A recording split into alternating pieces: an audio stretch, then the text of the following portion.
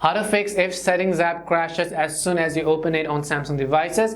Hey everyone, welcome back to our channel. I'm Bimol from App Guide, and in this video I'll show you how you can fix if the settings app crashes as soon as you launch it on your Samsung smartphone. But before we get started, as always, if you are new to our channel, make sure to leave a like, hit that subscribe button, and without any further ado, let's get started with today's video. So first of all, you have to understand why this could be happening in the first place. So maybe you installed some kind of launcher or a third-party applications, let's say Nova Launcher and some of the popular ones, or maybe you installed a custom software or a custom ROM on your phone, you flashed in your software, and that could be one of the primary reasons why the settings app could be crashing. You want to make sure to undo all of that changes. If that doesn't help, if you're using the official version of the software, then there are a couple of things which you can do and try. The very first thing we will do is we will simply restart our Android smartphone. So what we will do is, in my case, I have to press the volume down and the power buttons together because I have enabled Bixby as well. So right over here, you could go ahead and simply select the button which says restart. Once you select the restart button, you might want to restart your Android phone to the latest version in order to help solve this issue.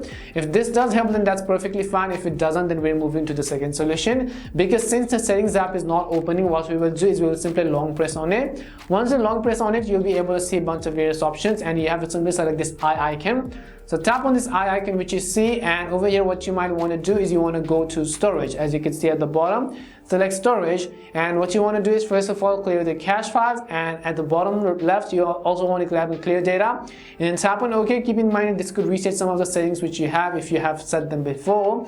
The other thing you want to do is make sure you have actually allowed all of the permissions in this case, whichever the settings app requires, and after that you might want to change system settings and set it to allow permission. After that, if there is the force stop or disable button available, tap on the force stop button and then tap on OK, and now you could basically go ahead and relaunch it, and hopefully that will fix the issue. As you can see, we hope the video was really helpful, and if it did help you, make sure to leave a like and subscribe to the channel for more short and sweet tutorials like this one. If you have got any more questions, queries, or doubts, simply also make sure to leave them down below in the comment section. Thank you very much for watching, and see you soon in our next video.